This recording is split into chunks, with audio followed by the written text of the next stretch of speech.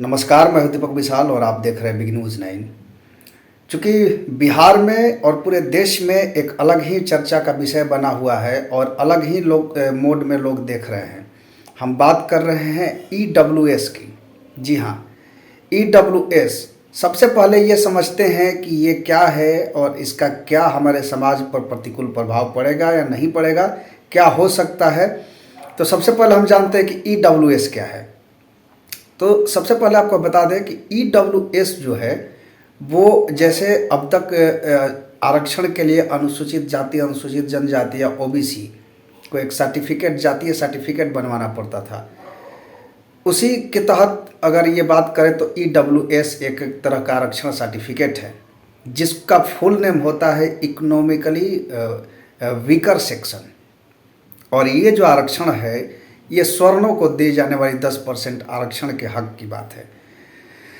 2019 में मोदी सरकार ने EWS यानी कि जो इकोनॉमिकली वीकर यानी कि आर्थिक रूप से कमज़ोर जो स्वर्ण वर्ग के लोग हैं उनके लिए ये कानून लाई थी, जिसमें उन्हें 10% का आरक्षण दिया जाना था। इसको लेकर के पूरे देश में विरोध हुआ। काफ़ी राजनीतिक दल जो थे उसके विरोध किए, काफ़ी राजनेता विरोध किए। बहुत सारे लोग उसके पक्ष में थे, बहुत सारे लोग उसके विपक्ष में थे। लेकिन ये तमाम उहोपोह के बाद भी ये प्रस्ताव लागू किया गया। बाद में ये जो मामला है ये सुप्रीम कोर्ट गया और अब जो है सुप्रीम कोर्ट ने इस पर फैसला दे दिया है। और ये फैसला ये दिया है कि ये EWS ज़रूरी है, यानी कि सवर्णों को जो 10% आरक्षण की जो बात थी वो ज़रूरी है और वो लागू हो चुका है। अब इसको लेकर के बिहार में क्या चीज़ें चल रही है वो मैं आपको बताता हूँ। नीतीश कुमार जो पहले NDA के साथ थे तो उन्होंने दोनों सदनों में EWS का समर्थन किया था और जो RJD है वो दोनों सदनों में इसका विरोध किया था। लेकिन अब बिहार में नीतीश कुमार, तेजस्वी यादव यानी कि RJD और JDU दोनों एक साथ है। तो अब सवाल ये उठता है कि नीतीश कुमार जहां समर्थन कर रहे हैं वहीं तेजस्वी यादव उसका विरोध कर रहे हैं, तो फिर ये इस पार्टी का जो महागठबंधन का जो स्टैंड होगा EWS पर वो क्या होगा। अब आगे बढ़ते हैं और ये जानते हैं कि EWS से क्या फ़ायदा होगा। देखिए, देश में ये तो ज़रूरी है, सिर्फ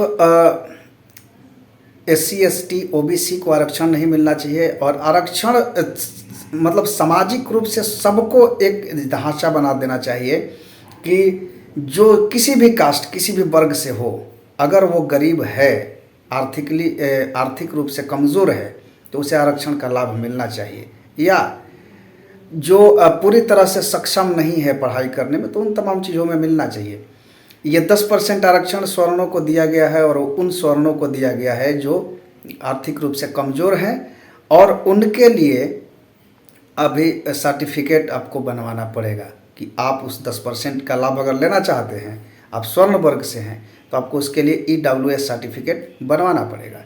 जैसे OBC बनवाना पड़ता है, जैसे SC ST कास्ट सर्टिफिकेट या क्रीमी लेयर बनवाना पड़ता है, उसी तरह आपको EWS सर्टिफिकेट बनवाना पड़ेगा। तो ये चीज़ है। अब इन तमाम मुद्दों को लेकर के बिहार में एक अलग ही राजनीति का रंग देखा जा रहा है, अलग ही राजनीति का माहौल बन गया है और अलग अलग नेता जो हैं अपने अपने तरह से EWS का व्याख्या कर रहे हैं। तो आइए देखते हैं कि नीतीश कुमार की प्रतिक्रिया क्या है इस पर। जब हमारी टीम ने उनसे बात की तो नीतीश कुमार ने क्या कुछ कहा है इस पर हम देखते हैं।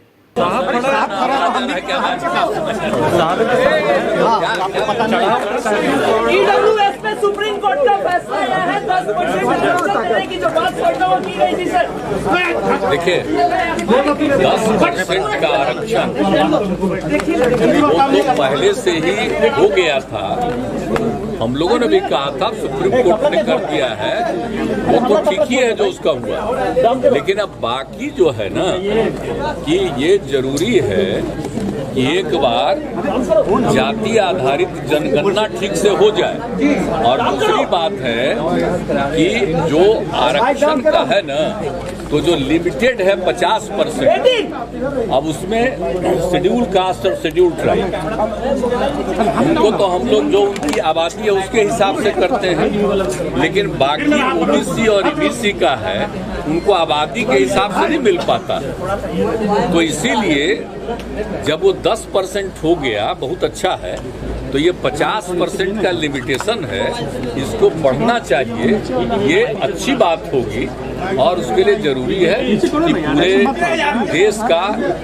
देश का मतलब कि एक एक तरह का सबका आकलन पता चल जाए, ताकि किनका क्या आबादी है और उसको देखते हुए कुछ जो मदद दी जाएगी। तो इसीलिए तो हम लोग शुरू से कह रहे हैं कि भाई होना चाहिए। हम लोग तो बिहार में कर रहे हैं, जातीय आधारित जनगणना की मांग थी, वो नहीं की, अपना क्या राज्य करे, तो हम लोग तो राज्य में कर ही रहे हैं जातीय आधारित गणना।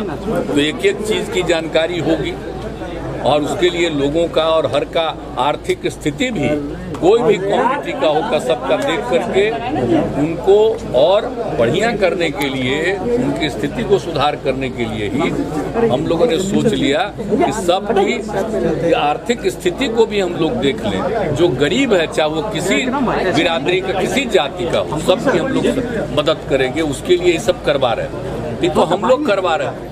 कि देश भर में भी हो जाए, आई जो 50% पर है ये और आगे बढ़ जाए, सबसे अच्छा होगा, बहुत अच्छा। तो आपने देखा कि नीतीश कुमार ने क्या कहा। अब चूंकि सीधा सा बात है कि नीतीश कुमार बिहार के मुख्यमंत्री हैं और महागठबंधन के एक घटक दल हैं। महागठबंधन में आरजेडी का जो मत है वो इसके खिलाफ है और नीतीश कुमार इसके समर्थन है, लेकिन बातों को अब थोड़ा सा घुमाया जा रहा है और जातीय आरक्षण, जातीय जनगणना की तरफ बात की जा रही है। और ये भी सच है कि जब आरक्षण सभी वर्गों को हो ही गया, ओबीसी को आरक्षण हो गया, SC ST को आरक्षण हो गया, यहाँ तक कि सवर्णों को भी आरक्षण हो गया, तो आरक्षण जब हो ही गया सारे वर्गों को अलग अलग तरह से, तो क्यों ना जातीय जनगणना भी करा दिया जाए। और ये ज़रूरी भी है, क्योंकि अगर आप एक तरफ इस बात को कहते हैं कि सवर्णों को आरक्षण देना चाहिए, ओबीसी को आरक्षण देना चाहिए, SC ST को आरक्षण देना चाहिए, तो फिर ये कैसे साबित होगा कि कितने % स्वर्ण है, कितने % ओबीसी है और कितने % SC ST है, जब तक जातीय जनगणना नहीं कराई जाएगी। इस पर मोदी सरकार का दलील था कि जातीय जनगणना सक्सेस नहीं होता है। इससे पहले भी हुआ था जब उसको रिपोर्ट जारी नहीं किया गया था, क्योंकि ये सक्सेस नहीं हो पाएगी। लेकिन बात ये नहीं है, सक्सेस तो बिल्कुल हो पाएगी, लेकिन सरकार नहीं करवाना चाहती है। केंद्र सरकार जातीय जनगणना नहीं करवाना चाहती है, और अगर ये जातीय जनगणना कराती है तो नुकसान बीजेपी की होगी और वो अच्छे से जानती है। लेकिन नीतीश कुमार, तेजस्वी यादव लगातार राग अलाप रहे हैं कि जातीय जनगणना होना चाहिए।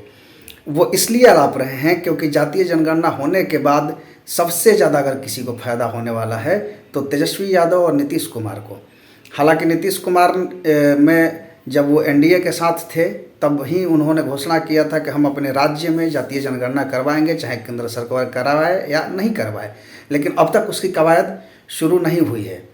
हालांकि अब तो तेजस्वी यादव भी पक्षधर थे जातीय जनगणना के, नीतीश कुमार भी पक्षधर है जातीय जनगणना के, तो शुरू हो जाना चाहिए, लेकिन अभी तक चीज़ें हुई नहीं है फिलहाल।